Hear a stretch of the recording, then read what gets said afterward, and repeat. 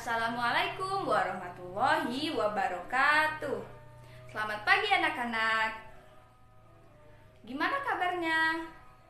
Baik, alhamdulillah baik ya. Baiklah, sebelum kita memulai pembelajaran ini, marilah kita berdoa terlebih dahulu ya. Berdoa dimulai. Berdoa selesai. Adakah yang tidak masuk hari ini? Alhamdulillah hadir semua ya.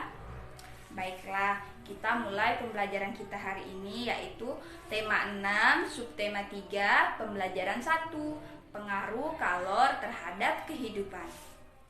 Bahan konduktor dan isolator.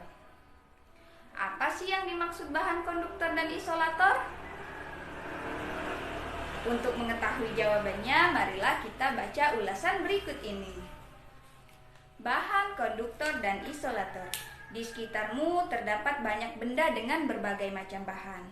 Seperti bahan yang dapat menghantarkan panas dengan baik disebut konduktor. Bahan yang tidak dapat menghantarkan panas dengan baik disebut isolator. Sedangkan ada bahan yang dapat menghantarkan sedikit panas disebut semikonduktor. Bahan konduktor yang sering digunakan dalam kehidupan sehari-hari biasanya terbuat dari logam. Contohnya seperti ini. Ya, betul, ini adalah sendok. Sendok termasuk ke dalam bahan konduktor. Selain sendok juga ada panci, wajan penggorengan, dan masih banyak lagi.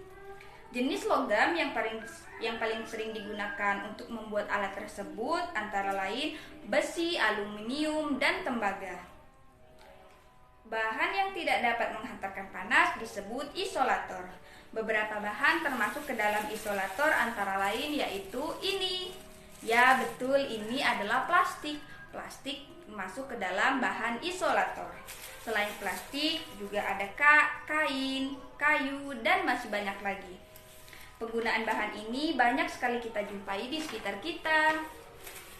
Selanjutnya, penggunaan bahan konduktor dan isolator bisa diterapkan secara bersamaan pada sebuah alat. Contohnya seperti panci. Panci yang biasa kita gunakan untuk memanaskan air ini terdiri atas bahan yang berbeda. Ada bahan yang berfungsi sebagai konduktor dan ada juga bahan yang berfungsi sebagai isolator. Fungsi isolator itu sendiri yaitu untuk mencegah panas dari sumber panas yang dialirkan ke pengguna panci. Sehingga penggunaan bahan isolator terutama untuk melindungi pemakai alat agar tidak kepanasan dan dapat menggunakan alat tersebut sebagaimana mestinya. Setelah kita baca ulasan tersebut, selanjutnya anak-anak perhatikan dengan seksama bacaan tersebut dan kalian akan menemukan beberapa kata yang bercetak miring. Tulislah kata tersebut ke dalam tabel. Selanjutnya, tulis dalam bentuk kalimat pada tabel berikutnya. Kemudian, gunakan diagram di bawah ini dan tentukanlah pokok pikiran dari setiap paragraf dan bacaan yang telah dituliskan tadi. Tulislah di setiap kotak yang tersedia. Satu kotak mewakili satu paragraf.